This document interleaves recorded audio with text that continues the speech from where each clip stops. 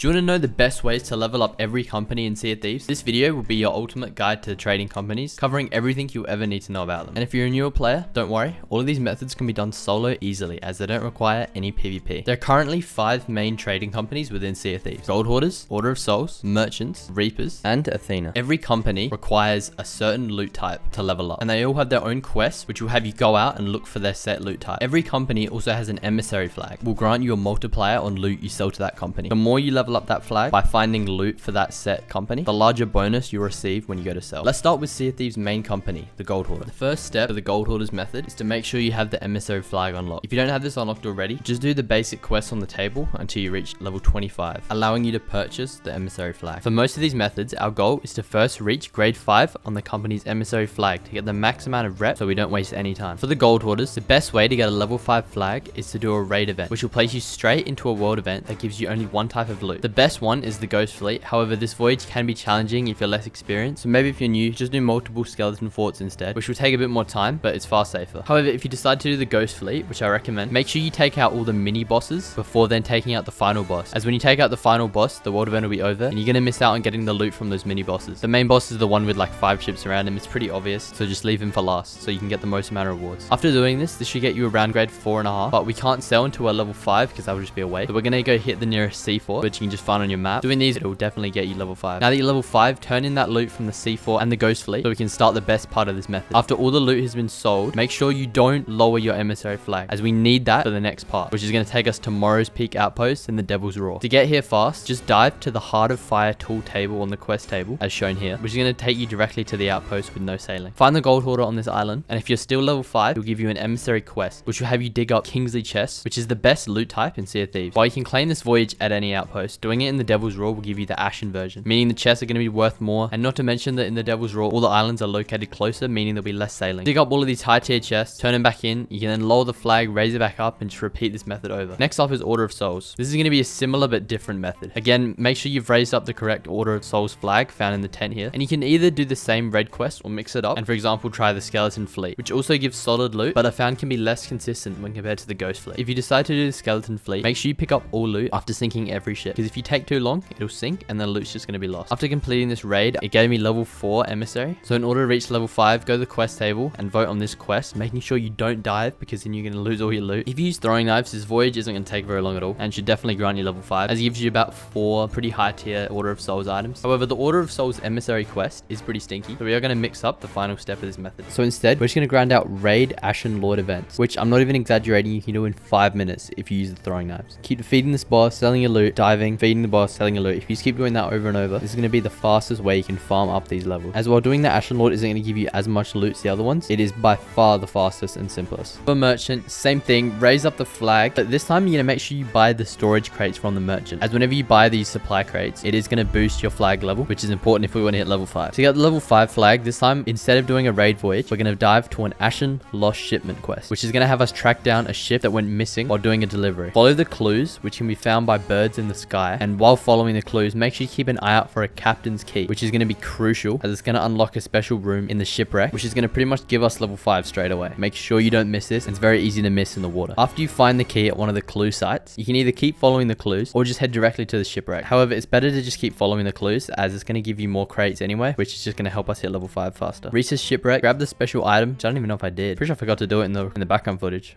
Whoops. Make sure you don't forget this special thing that I'll put on screen because I forgot to get it.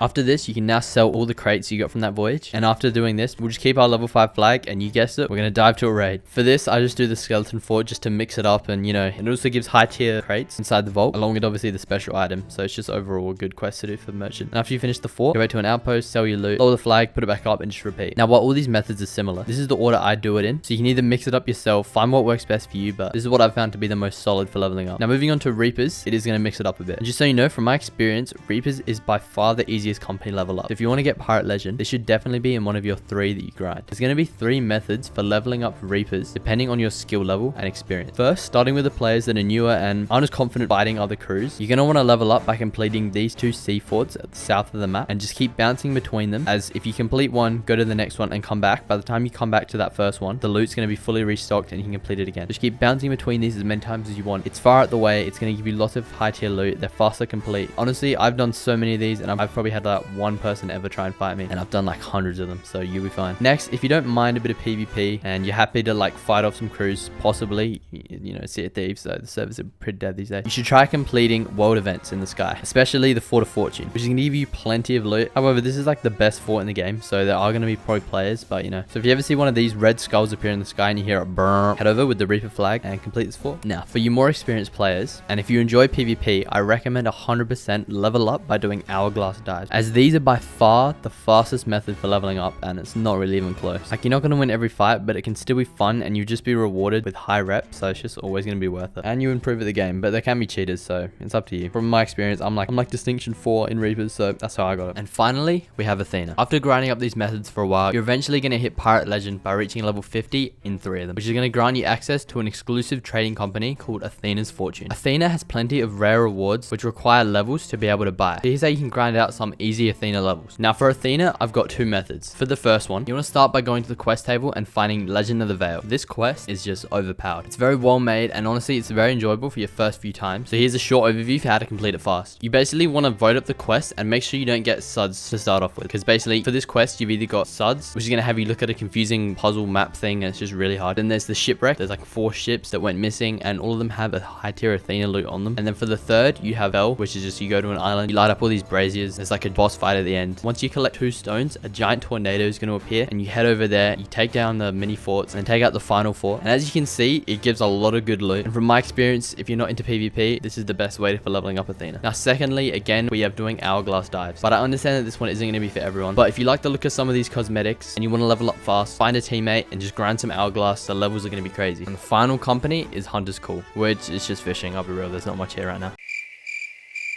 But next season is apparently going to be themed around Hunters Call, so don't grind this one yet. Apparently going to be all about fishing and stuff, so there'll probably be a new method, so I wouldn't grind Hunters Call yet. And I couldn't talk about leveling up without mentioning the Fort of the Damned. The Fort of the Damned is without a doubt the most overpowered fort in Sea of Thieves. It gives high tier loot, and even better, you can do it as many times as you want, as long as you have Skulls of Destiny or Ritual Skulls. However, the only catch is everyone knows how good this fort is, and it's located directly in the center of the map. The chances of someone running up on you are very high. Like for example, in the background footage you can see here, I was just doing it to try and get some footage of it, and a guy came up. Thankfully he was friendly, so it didn't really affect me, but there's obviously going to be people that want to take your loot. But if you're Pirate Legend, and let's say you're going for distinctions or just want to level up as much as you can, put up a guild flag, which is unlocked when your guild is level 15, vote down a Skull of Destiny quest, and dig up as many of these as you want. You don't have to sail to each island, just keep putting the quest down and cancelling the Skull of Destiny quest at the island you're at, and eventually it'll be at your island and you can just dig it up from there. Dig up as many skulls as you want to do forts, and yeah, just try not to block the kegs, try and put them in the middle so you can one hit the boss at the end like this. These other methods at the beginning are going to be better for you low level players, but I just thought I'd put this in here for anyone that's higher up and just wants the most overpowered way to level up, but it is very risky, so you've been warned. If you have any questions, leave them down in the comments as I try and respond to as many as I can. Let me know if there's anything else I missed, or if there's a method that you personally like to use, and if your method's good, I'll pin your comment. Help me out by subscribing so we can hit 2k, and if you want to know how to earn lots of money solo, click on this video here, as it's going to show you how to farm sea forts for hundreds of thousands of gold.